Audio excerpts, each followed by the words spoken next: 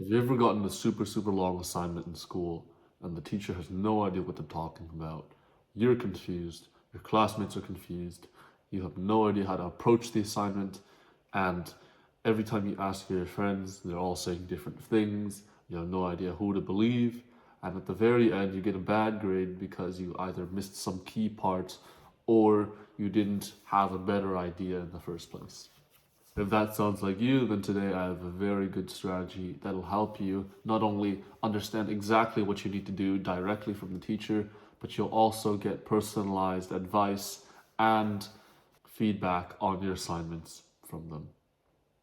My name is Daniel, and I help students who are in the 70s and 80s get up to the 90s without having to sacrifice all that they love. So let's begin. The question that I've been hyping up is this. Hey, this is what I've done so far. I just wanted to check in and see if I'm on the right track.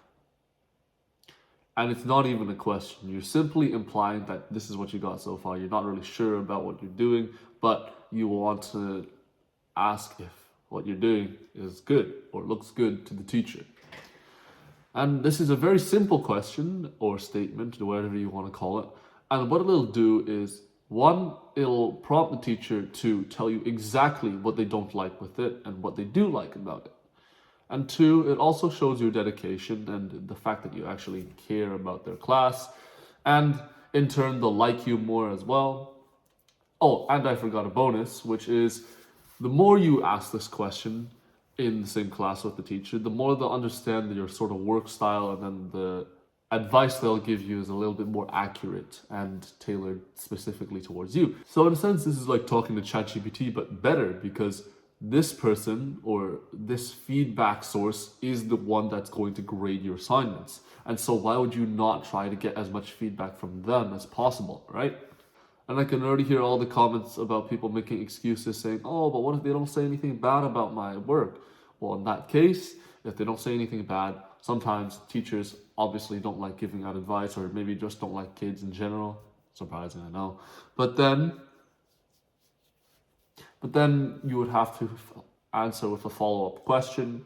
So one of your actual questions, for example, let's say you're doing a writing assignment and you don't know what the word count or what the maximum word limit is. You'd be like, okay, this is my essay so far. What do you think? And they're like, it looks pretty good. And then you're like, okay, so now that you said that, I ask my more specific and actual question, be like, okay, so I'm not too sure about the maximum word count. Can you let me know what that is? And they're like, oh, the word count is this. So what's happening here is you're asking a more general question in the beginning, which is our starter question. And so they point out whatever it is that they don't like about it. And you kind of filter out all the things that they can see that's not good right away. And then you ask more specific questions because now they're more primed to answer the question and they can see that you're actually dedicated to doing good on the assignment.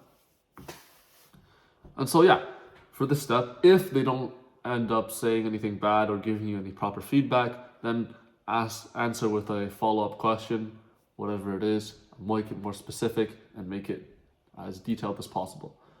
I suggest having only one or two because obviously you don't want to stand in front of the class and yap for like 15 minutes straight. And also, in general, you just don't want to waste the teacher's time. I think usually a 5-minute discussion about whatever you're talking about is good. And another concern that some people might have is, how many times can I ask this question? Because sometimes I'm very confused, or, I solved this first problem, but then another one pops up. Well, I usually say that you can use this question or this tip twice, but it depends on the teacher, honestly. I usually would go once in the middle, or when you've got some stuff done and you want to ask a question, to just review what you have so far and then build on the rest.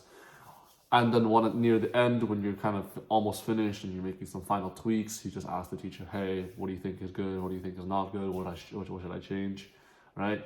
And but it all depends on the teacher. Sometimes I've gotten away with asking like 4 to 5 times, kind of crazy, but usually twice is a good number.